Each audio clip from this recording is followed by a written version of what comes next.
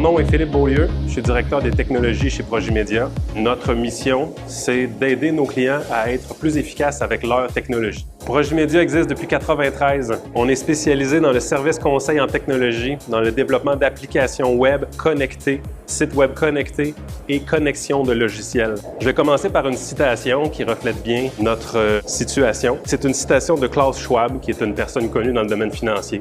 Il a dit « Il n'y a jamais eu de période de plus grande promesse ou de plus grand péril, et dans ce nouveau monde, ce ne sont pas les gros poissons qui mangent les petits, mais les poissons les plus rapides qui mangent les plus lents. » Donc, souvenez-vous-en, je vous en reparle à la fin. Alors, un plan technologique. Au 21e siècle, en 2021, ça fait déjà longtemps que c'est comme ça, mais ça se empire avec les années. La technologie est au cœur de toutes nos entreprises. C'est pas possible d'être compétitif si on ne la maîtrise pas. Il faut plus que la maîtriser, il faut la comprendre et la vivre. Elle influence notre marché, elle influence nos compétiteurs, elle influence qui est-ce qui va avoir les dossiers, puis qui est-ce qui va gagner ou qui est-ce qui va perdre. C'est rendu essentiel. C'est la fondation sur laquelle nos entreprises sont construites. C'est le premier logiciel qu'on va installer qui va rester avec nous autres le plus longtemps et qui va être le plus difficile à changer si on l'a mal choisi en partant. Dans un plan technologique, un bon plan technologique, on capitalise sur ce qui est déjà en place, sur les ressources qui sont déjà en place, sur l'infrastructure déjà en place, sur les personnes, sur leur expérience, sur votre équipe et vos partenaires. Donc, c'est une occasion de faire mieux avec ce qu'on a déjà. C'est sûr qu'il y a des morceaux qui sont à remplacer, des choses qui vont être à revoir, à améliorer. Mais on se base sur l'existant le plus possible. J'ai des exemples que j'ai rencontrés dans mon cheminement de deux compagnies qui ont eu deux cheminements très différents. Une a choisi un petit logiciel comptable pour partir sa base de compagnie. Quelques années plus tard, ils sont rendus gros, ils font des millions de chiffres d'affaires, ils sont encore dans ce petit logiciel comptable-là. Aujourd'hui, ils font des projets complexes pour essayer de transcoder ça, transfuser ça, transférer ça dans un logiciel d'entreprise plus compétent. La compagnie a été limitée dans sa croissance par ces contraintes-là. J'ai rencontré deux personnes qui, eux autres, se sont partis d'une compagnie qui ont décidé d'investir dans un petit ERP connu sous le nom de Microsoft Dynamics. 2 licences, juste les modules de base, pas trop cher, mais qu'on a l'option de croître, qu'on a l'option d'aller chercher plus de modules, plus de place, plus de licences avec le temps. Ces deux personnes-là ont aussi quelques millions de chiffres d'affaires aujourd'hui, mais ne sont pas contraints à changer leur ERP la journée où leur compagnie est rendue grosse, dans un moment où ils sont écrasés par trop de ventes, trop de trucs, trop de tout, puis que leur logiciel ne fournit plus. Fait que de bien planifier au départ d'une compagnie, mais à n'importe quel moment, d'avoir un bon plan technologique, c'est essentiel à notre succès. Un plan technologique, ça commence par une vision. La vision d'entreprise, c'est pas une vision qu'on s'imagine quelque chose, mais c'est où est-ce que vous voulez que l'entreprise s'en aille. Est-ce qu'on va doubler l'entreprise dans les 5 prochaines années? Est-ce qu'on va doubler le nombre de personnel? Est-ce qu'on va aller chercher des nouveaux domaines, des nouvelles expertises? Est-ce que ça va impliquer des nouvelles tâches qui vont nécessiter des nouveaux outils pour nous supporter dans cette croissance-là? Donc, cette vision-là vient guider tout ce qui a trait à notre plan technologique, qui doit supporter cette vision-là. Une des premières étapes qu'on fait quand on commence un plan technologique, c'est de cartographier les processus. C'est plus connu sous le nom de process mapping. C'est pas quelque chose d'extrêmement excitant, mais c'est vraiment important pour réussir un plan technologique. Donc, on commence par rencontrer les personnes importantes dans une entreprise. Toutes les personnes qui ont un rôle clé, qui sont une personne compétente et peuvent nous apporter beaucoup d'informations. On rencontre ces personnes-là pour comprendre quelles tâches ils font, comment est-ce qu'ils le font, quels outils ils utilisent, les difficultés qu'ils vont rencontrer. Ces personnes-là ont souvent travaillé dans d'autres entreprises avant, ont déjà vécu d'autres expériences, des fois mieux, des fois moins bonnes, et ont beaucoup à apporter aussi sur les idées sur comment améliorer les choses. Donc, on se base beaucoup sur l'expérience des gens en place. On ne réinvente pas tout ça, là. Les gens qui viennent dans notre équipe faire ce genre de mandat-là ne sont pas plus intelligents que les autres. On fait juste communiquer clairement, écouter, puis prendre beaucoup le pouls de tout le monde autour, puis leur donner la chance de nous donner les réponses qu'on avait besoin en commençant. Ces cartographies-là nous permettent d'aller chercher les rôles dans l'entreprise, les acteurs. Fait que ça, c'est plus comme quel genre de personne fait quel genre de tâche. Ça va nous permettre après ça de mieux planifier notre formation, mais aussi de comprendre comment toutes ces personnes-là et ces tâches-là s'interconnectent.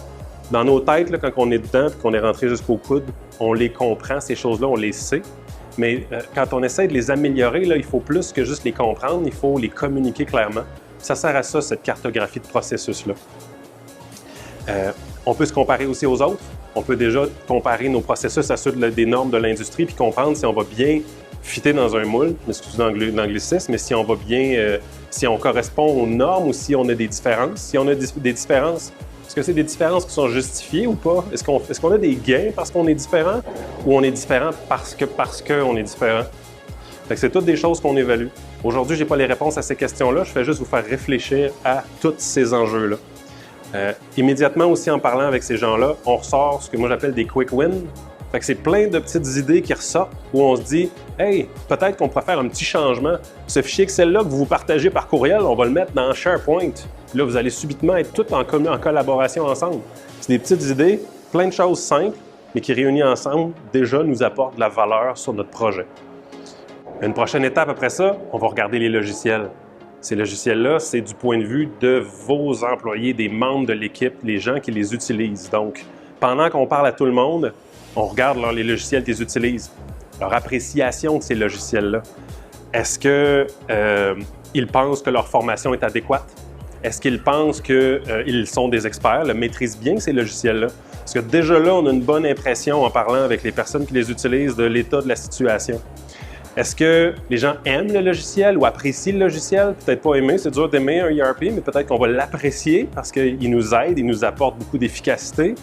Est-ce que les gens perçoivent le logiciel comme efficace, comme simple? Donc, c'est tous des trucs qui viennent alimenter notre portrait global de on s'en va où avec ça, puis nos logiciels devraient être utilisés, continués, remplacés. Ça nous aide dans ce plan-là. Un autre des points qu'on regarde, est-ce que le logiciel est stable?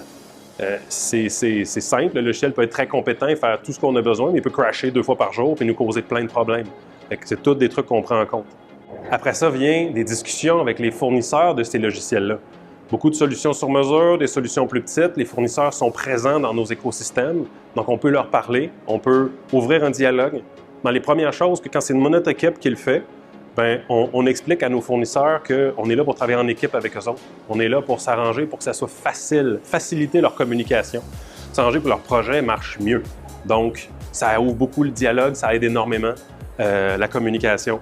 On explique à ces personnes-là les enjeux qu'on a ressortis chez notre client, puis on leur donne une première chance de juste nous montrer comment ça aurait dû être utilisé. Souvent, c'est une mauvaise utilisation de la technologie qui fait que nos clients ont plusieurs problèmes avec. Les gens ne savent pas s'en servir, ils n'ont pas assez de formation.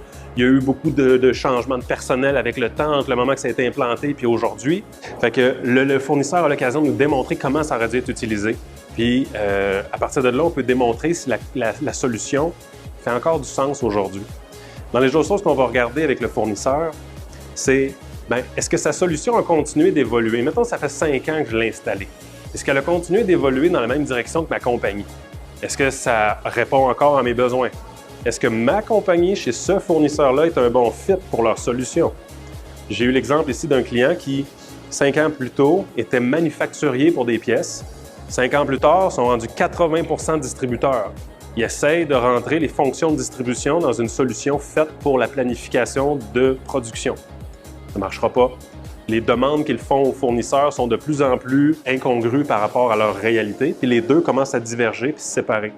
C'est des choses qui sont difficiles à voir. On a investi beaucoup dans ces solutions-là, puis on ne veut pas voir ce genre de situation-là, mais c'est la réalité, ça arrive. Dans les autres choses à regarder avec les fournisseurs, est-ce que la taille du fournisseur correspond à notre taille maintenant et là où est-ce qu'on s'en va dans 5 ans? Ils peuvent offrir la qualité de service qu'on cherche? Ils ont-tu la capacité à nous répondre dans les délais? Ils ont-tu la compétence de nous accompagner maintenant et dans 5 ans?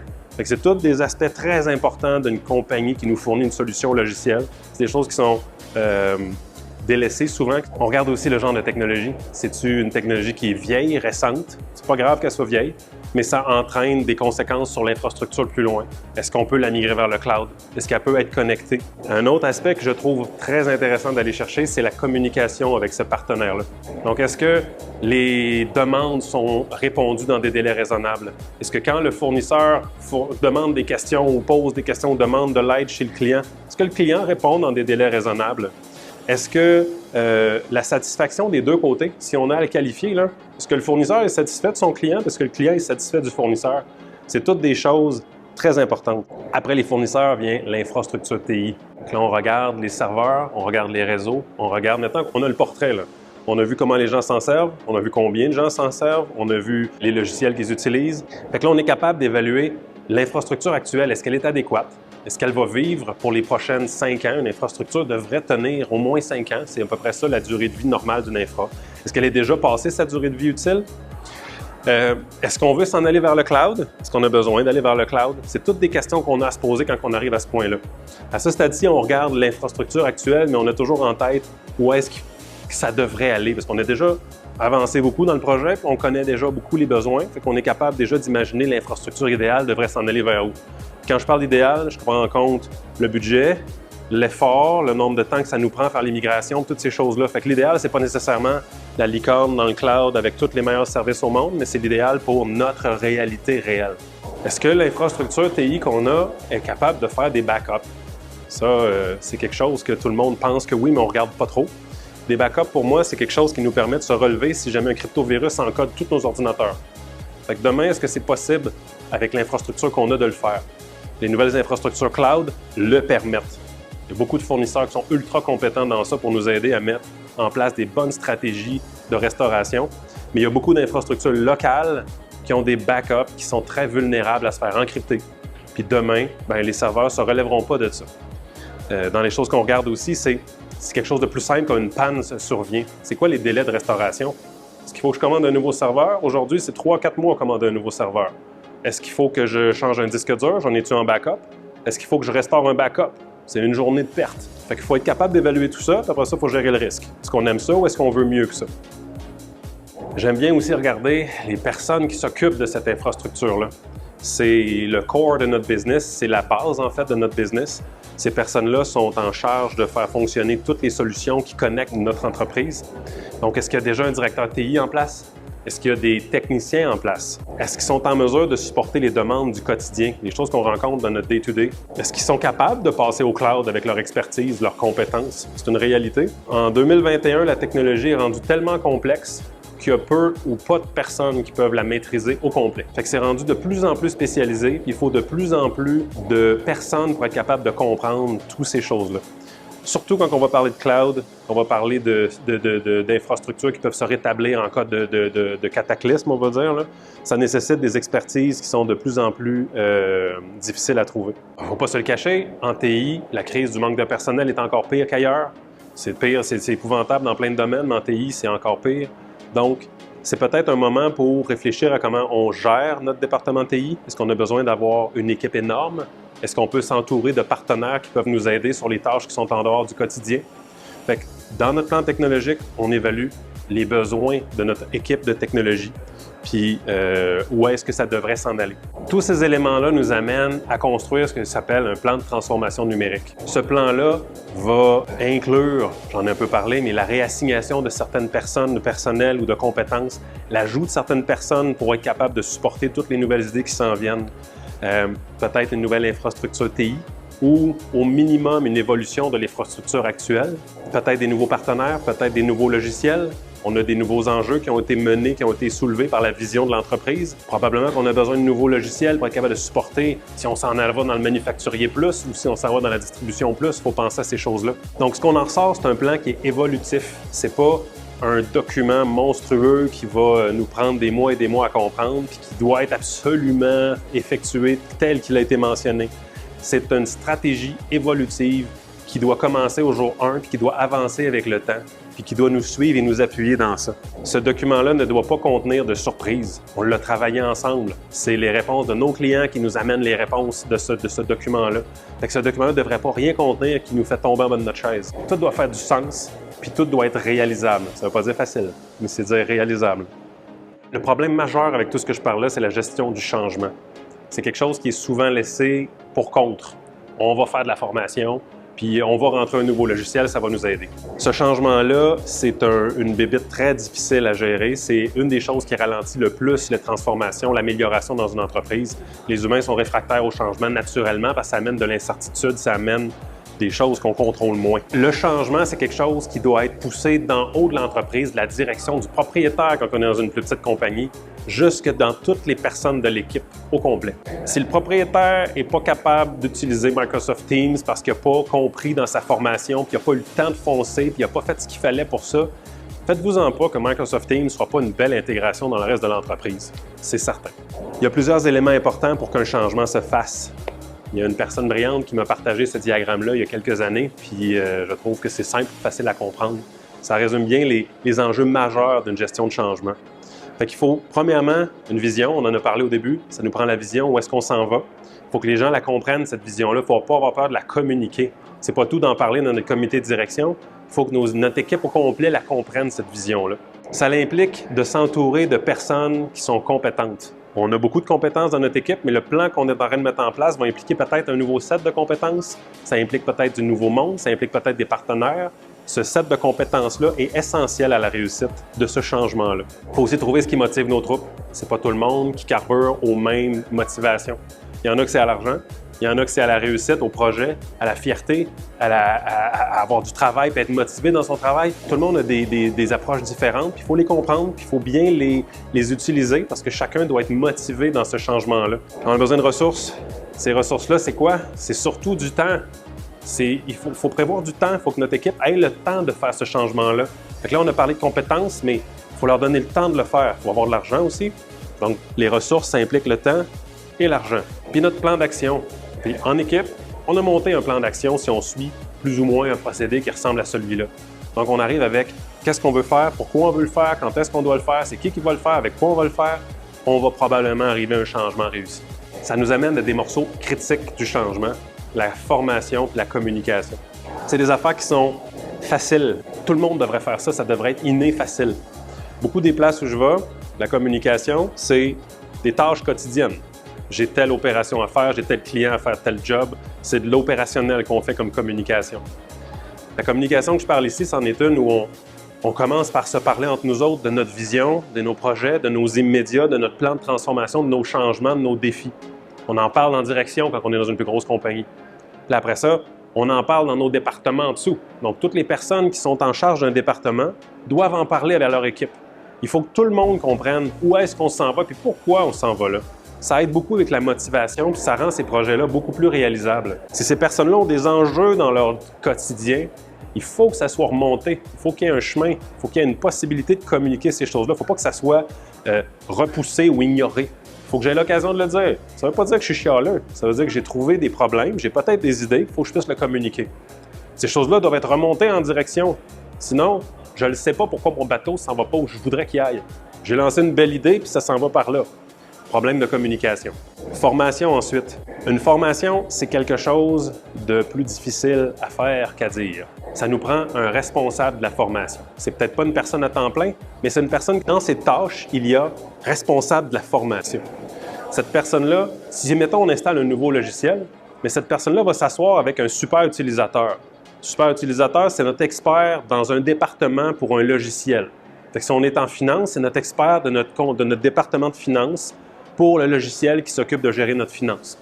Fait que notre super utilisateur, notre formateur, puis probablement le formateur de notre fournisseur vont s'installer ensemble, vont comprendre la nouvelle fonctionnalité, vont déterminer comment l'utiliser. Le formateur va faire des vidéos pendant que le super utilisateur utilise le logiciel.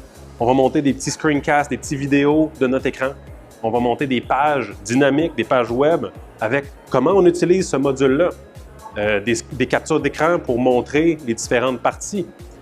Peut-être des petits aides-mémoire. Tu sais, le rapport là, qui nous aide beaucoup à la fin de la semaine, puis qu'on oublie tout le temps comment s'y rendre, puis quelle option qu'il fallait cocher.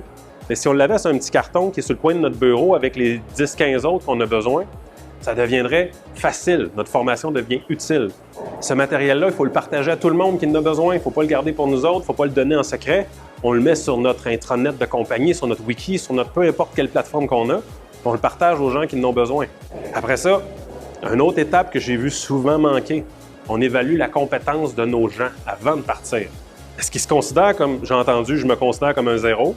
C'est dur comme affirmation, mais il y a des gens qui se considèrent comme des zéros dans une technologie ou une compétence. Il faut le savoir. Puis il y a d'autres gens autres qui vont se considérer comme un expert. Mais mettons-les pas ensemble.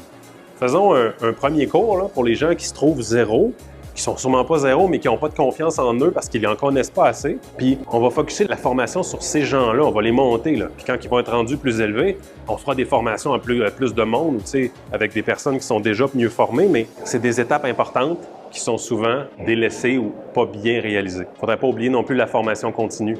La formation continue, c'est la même chose qu'on répète, mais c'est sur les nouveautés. J'ai une nouvelle update, on a développé une nouvelle façon de travailler, on a changé certaines procédures, on a un nouveau logiciel qui est rentré. Fait que faisons de la formation continue pour que notre monde reste toujours à jour et au courant de comment nos opérations fonctionnent. Une des dernières étapes d'un plan de transformation numérique pour moi, c'est une opportunité d'aller sauver énormément de temps, de rendre les gens beaucoup plus efficaces. C'est l'interconnexion entre des logiciels. Pendant l'analyse de nos processus, on a vu les logiciels, on a trouvé plein de points où l'information était dédoublée. On a vu la saisie d'heures dans un système spécialisé de punch, puis les heures sont transférées dans l'ERP pour être capable de faire la facturation. Il y a quelqu'un qui passe sa vie à transférer ces heures-là. Peut-être qu'il le fait avec un import de fichier Excel, peut-être que c'est facile, peut-être que c'est très compliqué. Il y a d'autres systèmes que la facture rentre par le site web puis est rentrée à la main par quelqu'un d'autre dans l'ERP parce que les deux ne se parlent pas. Fait que c'est toutes des opportunités comme ça à la fin. Il y a des compagnies spécialisées dans l'interconnexion, puis je ne vous mentirai pas en vous disant que Projimédia, c'est notre core business, l'interconnexion. Donc, connecter des logiciels, c'est toujours possible. Avec une bonne étude, un bon plan technologique, on a l'occasion de déterminer le ROI d'une connexion. Est-ce qu'on sauve du temps? C'est pas toujours des emplois coupés, c'est souvent des personnes qui ont l'opportunité d'aller faire ce pourquoi ils sont bons, d'apporter de la valeur à leur compagnie au lieu de transférer des factures ou de rentrer des feuilles de temps. C'est des gens qui sont experts de la compagnie qui peuvent apporter énormément si on leur enlève ces tâches répétitives-là. Sauver du temps à la personne qui le fait, c'est une chose, mais il y a aussi une histoire de délai et de qualité de transfert d'informations. Si je retourne sur mon exemple de transfert de feuilles de temps, l'exemple que j'ai en tête, il prenait à peu près une semaine et demie entre le moment que les heures étaient rentrées puis celui où les heures étaient importées dans le système où je pouvais les comparer à mes coûtants puis mes prévus puis tout ça pour essayer de savoir si je dépasse mes projets. Ce délai-là a un coût énorme, bien plus que celui de la personne que je paye à faire le transfert. Fait que si on compte ces choses-là dans notre ROI aussi, puis à la fin, ça nous dit la connexion fait du sens, on la fait. Si je m'en sers, si ça me prend 3 minutes par semaine de le faire, la job, peut-être qu'on va attendre à plus tard quand je n'aurai besoin de plus. On réévaluera le besoin de connexion à ce moment-là. Vous vous souvenez au début de ma citation? Fait que, quelle sorte de poisson êtes-vous? Le poisson que je vous montre ici, c'est un espadon voilier qui voyage jusqu'à 110 km/h. C'est le plus rapide poisson au monde. Dans notre analogie, c'est une PME capable d'aller gagner des marchés. Je vous souhaite d'être un espadon voilier puis d'être très performant.